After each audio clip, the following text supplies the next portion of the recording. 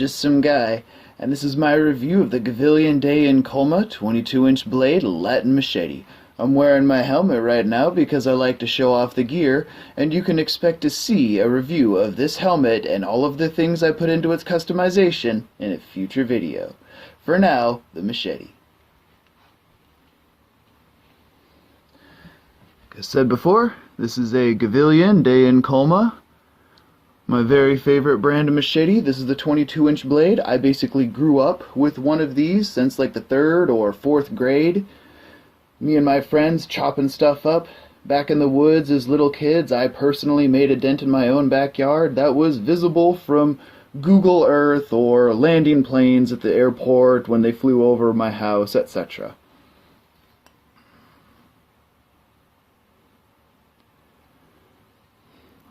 I basically had that one since I was 8, 9 years old, when it was essentially a sword to us little kids.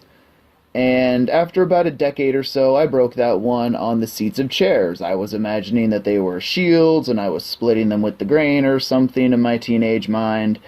And after splitting about 15 or 20 of, thick wooden chairs for stools, going with the grain, finally, the original machete broke. Right about here. It had already bent significantly over to the left because I chopped down several real trees, spruce, alders are shrubs, we got cottonwoods up here, things like that. Well, the original machete was just welded and I continued to use it, wailing on things with virtual impunity for about a decade before finally the bend in the weld was making me too nervous, and so I cut it down to a useless dagger, and I just don't really have that around to show anymore. This is a new one that I have. If you want to see what the original machete that I grew up with and learned how to basically do melee with, I have an example that's a fair analogy right over here. This is another Gavilan de Incolma Latin machete. You can see I have some of the little grip thingies that go on Glocks around there. They're okay for this purpose, not for guns. You can see the logo, you can see where the handle cracked. A friend of mine fixed it with some kind of goop. You can see the general rusty condition of this thing, and it has kind of an edge on it. I put a false edge at the back here, as you can see, just using a grinding wheel in the local high school shop. But it's thoroughly rusted. I'll probably go over this and restore it the same way I did my entrenching shovel back there. Expect to see that in a future video too. But this is one that I got from a friend after my original broke, and even though it was only an 18-inch blade, it has its purposes and utilities, and I really like these as well. Most of what I have to say about the one, you can say about the other. The differences are primarily being the length. Another one that would be a comparison between the old and the originals would be the grip. Let's see if I can show you here. If you can see the texturing there on the original grip, there is none.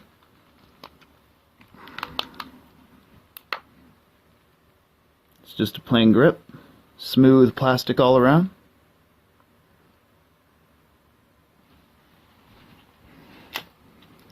Whereas you can see on here, this one, it's checkered with some texturing to it.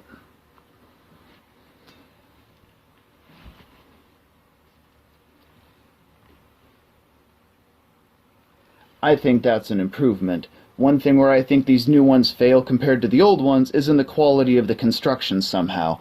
I ordered 2 of these 22-inch ones, and I basically took what felt like the more stable, stronger, better balanced of the 2, and I recommend that you do the same thing.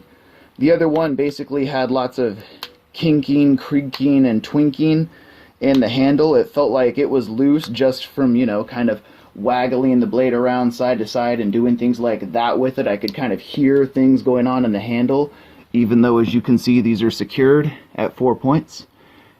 And I could kind of look at the rivets. You can see this one here is a little bit off and kind of smudged. I got kind of good at that from looking at AKs where you do the same thing, and the riveting one was not as well done on the other one that I received, so they may not make them like you used to. I might have just gotten a bad couple from a batch, but these are so cheap that I really recommend that you get a couple or even 3 and take the pick of the litter for yourself. It's worth it, considering most other machetes are a whole $20. Bonus. You might even get 3 good ones. Now, say I have a great deal of experience with these. In general, machetes, I say Gavilan is the best. Let's see. It did take a while to sharpen. When I got this, basically the edge was as dull as the spine. It looked like someone kind of lazily went bzzz, bzzz, over the grinding wheel with it, and that was it, so that I could tell where the edge was supposed to be. This is pretty dang good metal, so it took several hours on the work sharp to get the false edge, to get the 22.5 degree angle edge that I wanted, and to make it sharp all the way down. Thanks to Skylagrim for suggesting the work sharp, by the way. Excellent tool. Go check out his channel and subscribe. He has a lot of good things to say about a lot of good pieces of gear. Thanks, Skull. Let's see what else. Grip is great. Better than the original. One thing that I really do like about this grip is this part right here for the pinky.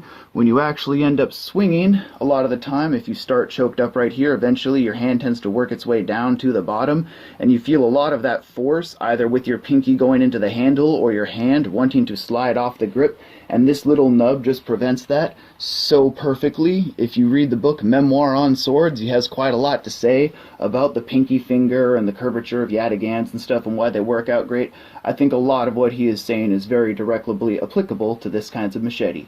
Thanks to Skola for recommending a great book. Go check out his channel and subscribe. Thanks, Matt. One of the things I like about these machetes is their general blade geometry. You can get a pretty long blade, and because they're so thin, you can keep these things incredibly light. Also, by being so thin, they concentrate all the force straight down. So these are very good for chopping, if you think of like how you chop vegetables, like carrots and stuff, whereas they're not so much for cutting like this, although they will do that fairly well. The slight weakness is, of course, as you can see, it's not optimized for thrusting, but you do get a fairly long blade, which gives you a lot of reach, and when people aren't really wearing any kind of serious armor or a lot of heavy clothing, this'll shank them just fine. Especially with the false edge, and especially if you learn how to use the gentle curvature and still bring it into line, it is still fairly straight-backed. Also, because it is so light and nimble, you can kind of see there, you have a real easy time moving this around and doing wherever you want to go with it. You can put it where you wish to at will, and that's very nice. It's also very light, doesn't really mean any tiring. It's also, because of the wide blade and the length, it's very intimidating. Nobody wants to be hit with a machete, as CEO Cold Steel Lynn Thompson says in his DVD, The Fighting Machete. Not bad, I recommend you pick it up. Let's see, what else did I have to say about this thing? The design of a falchion is basically optimized in the Middle Ages, I think, to let a knight, who is a very elite warrior, cut down a bunch of his lesser peasant foes, who are typically not armored. Now, if you think about the average person hacking away at brush, it's basically the same equivalent. The peasants can't fight back effectively against the knight. The brush surely can't fight back very effectively against you, even when it's covered in thorns, I know. So something like this really is what you want. Now, the lack of a guard and hand protection, there is literally no guard. There is literally no hand protection. You've got this tiny little bit of the blade coming out there, and this little, almost insignificant. Now, there are advantages to that. It keeps the overall machete light. It makes it very easy to just go places and be worn and not get in the way. It makes it easy to grab without anything impeding your attempt to get at it. It makes your gear reconcile so that things don't bump onto each other, whereas it might be okay to wear this on its own, but when you start layering and putting all of your stuff on, there are conflicts in the gear. Not having hand protection really keeps that to a minimum. Also, it allows you to keep the blade very close to yourself, and you can move it around and not have to worry about hitting yourself with any little piece of it. There's no quillons coming off of it, there's no basket, there's no bars, no knuckle bow, just the grip and the blade. It's a sheer minimalist thing, and there are advantages to it, and that's how you take full advantage of them. Where it doesn't pay off is when you start crossing and banging blades with people and the hand becomes a very big, very easy target, especially when people tend to do this. It's the closest thing to you.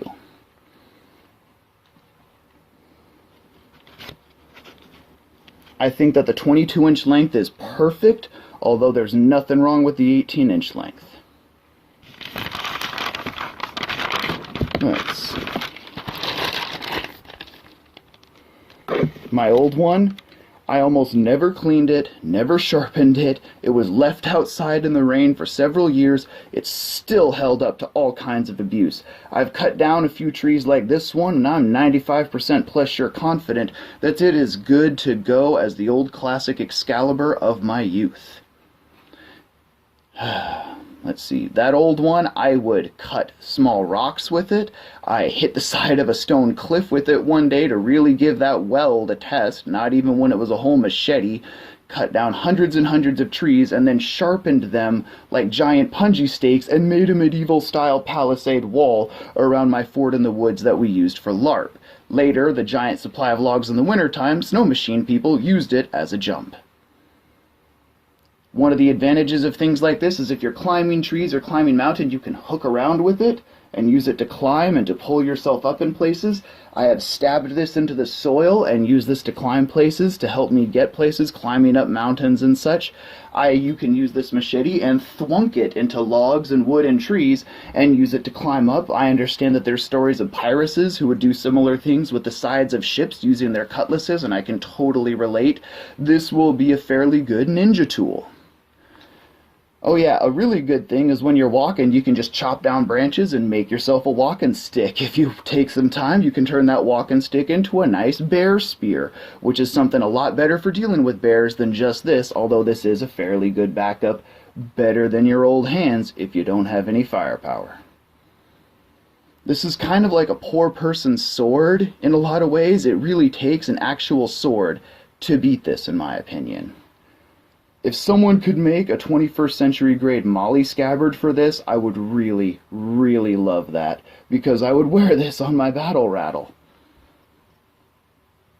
Let's see. You can also chop snow with these like a boss. I've used these when I've been up on roofs. It's designed again, you just whoosh straight through soft snow that's slightly frozen and you can section it out, and it's a lot easier than trying to section and split the snow with a shovel. Let's see. In conclusion, it takes a sword to beat this. They're very directly comparable. These are cheap, easy, effective, durable, powerful, reliable, rugged. They respond very well to skill. They're also very easy for noobs and beginners to use, and they look quite intimidating. With all that being said, I'm no great military leader. I'm no grizzled action hero. I'm just some guy. Peace. I forgot to say one more thing about this machete. I made it very sharp.